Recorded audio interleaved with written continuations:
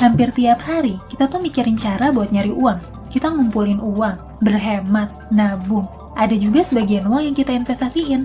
Tapi pernah kepikiran nggak? Emangnya berapa banyak sih uang yang harus kita kumpulin sampai kita tuh nggak perlu kerja lagi seumur hidup? Menurut kamu berapa coba? Apa 100 juta? 500 juta? 100 miliar? 10 miliar? Terus nih, kalau kamu udah berhasil mencapai target keuangan kamu itu, apa kamu yakin kalau uang segitu tuh bakalan cukup dan gak akan habis sampai seumur hidup? Atau jangan-jangan nih, cuma dalam waktu 5-10 tahun doang, ternyata uang kamu tuh udah habis, dan kamu jadi terpaksa harus kerja lagi. Ternyata ada nih, pendekatan yang bisa kita pakai gitu, buat memprediksi, kira-kira berapa sih target uang yang harus kita kumpulin? Teorinya, kalau kita tuh bisa mencapai target ini, dan gaya serta kebutuhan hidup kita tuh nggak berubah di masa depan, uang yang kita kumpulin tuh nggak akan habis-habis sampai kita meninggal, atau seenggaknya selama 30 tahun ke depan. Nah, salah satu pendekatan penghitungan yang mau aku ceritain di sini tuh namanya 4% Rule. 4% Rule tuh adalah konsep penghitungan dana pensiun yang diteliti nih sama seorang financial advisor dari Amerika. Namanya tuh William Bengen di tahun 1994. Konsep ini tuh jadi populer setelah dipublikasikan dalam bentuk artikel sama Trinity Study di tahun 1998 dengan judul Retirement Spending Choosing a Sustainable Withdrawal Rate. Oke, sebetulnya 4% Rule itu apaan sih? Emang apa hubungannya sama dana pensiun? Jadi gini ceritanya, di Amerika itu kalau misalnya ada pensiunan yang baru banget berhenti kerja, biasanya mereka tuh dapat uang pesangon yang lumayan besar. Belum lagi nih, tabungan mereka selama puluhan tahun kerja juga biasanya lumayan banyak.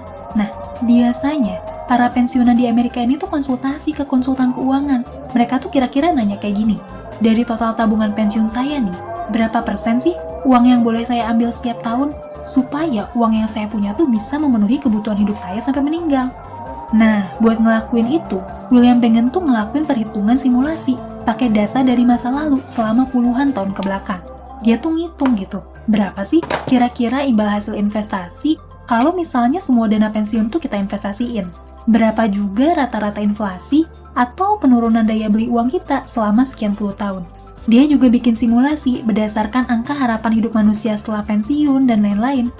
Singkat cerita nih, berdasarkan hasil penghitungan simulasi Bengen di tahun 1994, Bengen tuh nyimpulin kalau seorang pensiunan tuh idealnya cuma ngambil 4% doang dari total dana tabungan pensiun mereka buat memenuhi kebutuhan mereka selama 1 tahun di tahun pertama pensiun. Terus, pengambilan uang di tahun-tahun berikutnya tuh tinggal disesuaikan aja sama tingkat inflasi di tahun tersebut. Aku mau ngasih contoh nih, bentuk sederhana dari pendekatan penghitungan Bengen. Jumlah tabungan pensiun Pak Ridwan yang udah 30 tahun kerja tuh ada 2,5 miliar rupiah. Asumsinya nih, Pak Ridwan tuh ngambil 4% doang dari dana pensiun dia buat biaya hidup 1 tahun. Terus sisa uangnya dia investasiin ke obligasi negara, FR0073, yang imbal hasilnya tuh bisa nyampe 8,75% per tahun. Nah, dalam simulasi ini, aku tuh ngambil asumsi kalau inflasi setahun tuh flat di angka 3%-an. Maksudnya apa nih sama inflasi? Jadi gini, daya beli uang itu kan bakalan terus berkurang sesuai dengan angka inflasi. Nah, penurunan daya beli ini tuh harus kita hitung juga. Berarti, di tahun pertama pensiun, 2,5 miliar itu dikurangi 4% dulu, yaitu 100 juta. Yang mana uangnya tuh bakalan dipakai sama Pak Ridwan buat kebutuhan hidup selama setahun ke depan.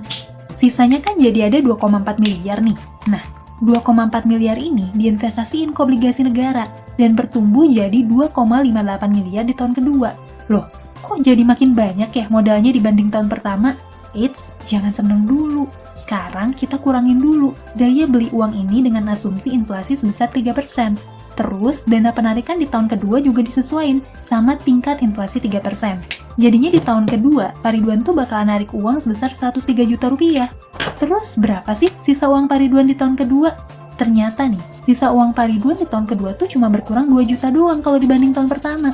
Nah, kalau kita terus jalanin simulasi perhitungan kayak gini, di mana Pak Ridwan tuh cuma ngambil 100 juta doang, ditambah dengan inflasi 3% setiap tahunnya, terus dana pokoknya tuh diinvestasiin lagi ke obligasi yang imbal hasilnya 8,75% per tahun di tahun ke-10 pensiun. Tanpa kerja dan berpenghasilan sama sekali, dana tabungan pensiun Pak Ridwan tuh masih ada sekitar 2,25 miliar. Terus gimana di tahun ke-20? Ternyata masih ada juga nih, masih ada sisanya, 1,5 miliar. Apa tabungan dana pensiun Pak Ridwan tuh bakalan habis?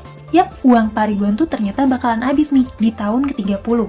Tentunya ya, perhitungan ini tuh bentuk sederhana yang didasari sama beberapa asumsi.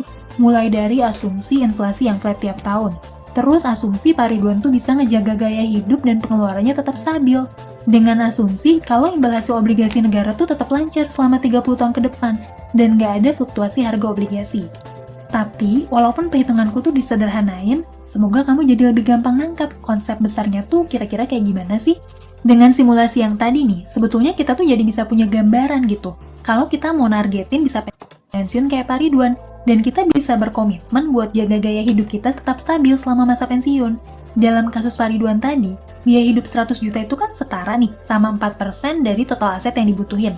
Kalau 100 juta itu setara 4%, berarti buat nyari 100%-nya ya tinggal dikali 25 aja. Jadi kita bisa nargetin aset sebesar 2,5 miliar nih, buat bisa pensiun tanpa perlu kerja lagi selama 30 tahun ke depan. Kalau misalnya biaya hidup kamu lebih tinggi gitu, katakanlah biaya hidup kamu tuh 200 juta per tahun, ya tinggal dikali 25 aja, berarti kamu tuh bisa nargetin 5 miliar buat dana pensiun kamu. Terus gimana nih, kalau misalnya kita mau nargetin dana pensiun di masa depan? Katakanlah, kita tuh nargetin bisa mencapai daya beli 2,5 miliar ini di 20 tahun ke depan. Apa nilai uang 2,5 miliar tuh bakalan sama atau setara dengan 2,5 miliar di 20 tahun ke depan? Tentu aja beda. Soalnya kan kita menghadapi inflasi setiap tahun. Daya beli uang 100 ribu di tahun 2010 aja beda kan sama daya beli uang 100 ribu di tahun 2020 ini.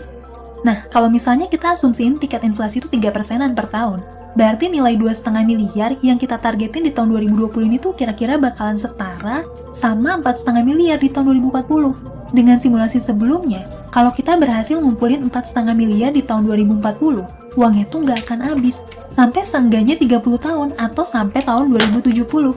Kira-kira sampai sini ngerti ya? Sebetulnya nih, kita tuh masih bisa main-main pakai simulasi ini. Misalnya, prinsip pengambilan 4%-nya tuh kita ganti nih, jadi 3,5% aja. Dengan cuma ngurangin gaya hidup jadi lebih berhemat, ternyata uangnya Pak Ridwan tuh baru bakalan habis setelah 35 tahun kemudian. Tapi di sisi lain nih, kita juga harus mengevaluasi lebih jauh tentang asumsi-asumsi yang aku bikin sebelumnya. Tentu aja, perhitunganku tuh versi sederhana banget. Karena emang, tujuanku tuh emang pengen bikin kamu paham dulu sama konteks besarnya. Dalam prakteknya, tentu aja nggak sesederhana itu. Soalnya nih, imbal hasil investasi itu kan nggak sestabil itu. Terus tingkat inflasi juga bisa jadi naik turun tiap tahun.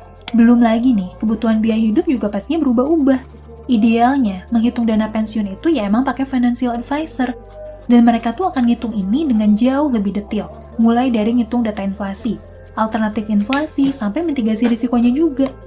Oh iya, dalam perhitungannya, Bengen sendiri tuh nyoba ngasih simulasi beberapa skenario berdasarkan data historis. Misalnya nih, orang yang pensiun di tahun 1926 dan ngikutin 4% rule, dengan rata-rata return atau imbal hasil investasi itu 7,7% per tahun dan inflasi 3%. Ternyata nih, tabungan pensiunnya tuh bisa bertahan selama 50 tahun. Tapi, kalau misalnya orang itu tuh baru pensiun nih di tahun 1966 dan ngikutin 4% rule, ternyata uangnya tuh cuma bisa bertahan selama 30 tahun doang. Perbedaan itu dipicu sama tingkat inflasi dan fluktuasi harga pasar modal di Amerika. Bengen tuh juga bikin simulasi kalau misalnya kita tuh ngambil 5% nih dari dana pensiun kita di tahun pertama. Ini hasilnya, tabungan pensiun kita tuh seenggaknya bakal bertahan selama 20 tahun. Dan kalau kita cuma ngambil 3% doang nih dari tabungan pensiun kita di tahun pertama, tabungan pensiun kita tuh bakalan bertahan seenggaknya selama 50 tahun. Pertanyaannya sekarang, emangnya konsep 4% rule tuh masih relevan ya buat zaman sekarang? Soalnya nih, penelitian Bengen tuh kan udah lama banget dari tahun 1994. Terus Bengen juga banyak ngambil data historis dari tahun 1920-an sampai 1970-an. Yang mana ya, return investasi dan inflasi di range tahun tersebut tuh emang beda banget sama sekarang. Gak cuma itu aja, Bengen tuh juga pakai asumsi investasi di bursa saham dan obligasi Amerika, yang mungkin aja datanya tuh bakalan beda banget sama negara lain. Selain itu, kita juga harus tahu nih, kalau spending habit manusia itu emang gak linear. Di sisi lain, life expectancy atau angka harapan hidup manusia juga terus bertambah nih, seiring dengan majunya ilmu pengetahuan dan teknologi. Misalnya di Indonesia, di tahun 1994, angka harapan hidup kita tuh ada di angka 63,92 tahun. Dan di tahun 2017 ini, angka harapan hidup kita tuh ada di angka 71,28 tahun. Selisihnya lumayan jauh ya. Cuma dalam waktu 23 tahun, life expectancy di Indonesia tuh naik sebesar 7 tahun. Nah, dengan meningkatnya angka harapan hidup, artinya mungkin kita tuh bakal ngalamin masa pensiun yang lebih panjang. Dan tentu aja, kebutuhan dana pensiun kita juga bakalan makin besar. Apalagi nih, kalau kamu tuh mutusin buat pensiun dini. kebutuhan dananya bakalan lebih besar lagi. Makanya nggak sedikit juga financial advisor yang nilai gitu. Kalau hasil penelitian Bengen tuh udah nggak bisa diikutin mentah-mentah lagi buat kondisi ekonomi dan pasar keuangan zaman sekarang. Terlepas dari banyaknya asumsi Bengen yang mungkin udah nggak relevan lagi di zaman sekarang. Menurutku nih, prinsip perhitungan 4% rule tuh masih bisa kita ambil gagasan besarnya sebagai salah satu pendekatan buat nentuin target finansial kita. Nah, misalnya nih, kalau kamu mau pensiun di tahun ini, kira-kira kamu butuh uang berapa? Tulis di kolom komentar ya. Pastinya setiap orang tuh punya targetnya masing-masing sesuai sama gaya hidupnya. Buat kamu yang gaya hidupnya sederhana, mungkin nggak perlu target yang terlalu tinggi supaya bisa bebas finansial. Tapi kalau misalnya gaya hidup kamu tuh cukup mewah, tentunya target kamu bakal lebih tinggi lagi dari orang yang hidupnya lebih sederhana. Oke, segitu aja penjelasan dari aku. Semoga apa yang aku share kali ini tuh bisa bermanfaat buat kamu. Sampai ketemu lagi ya di video selanjutnya.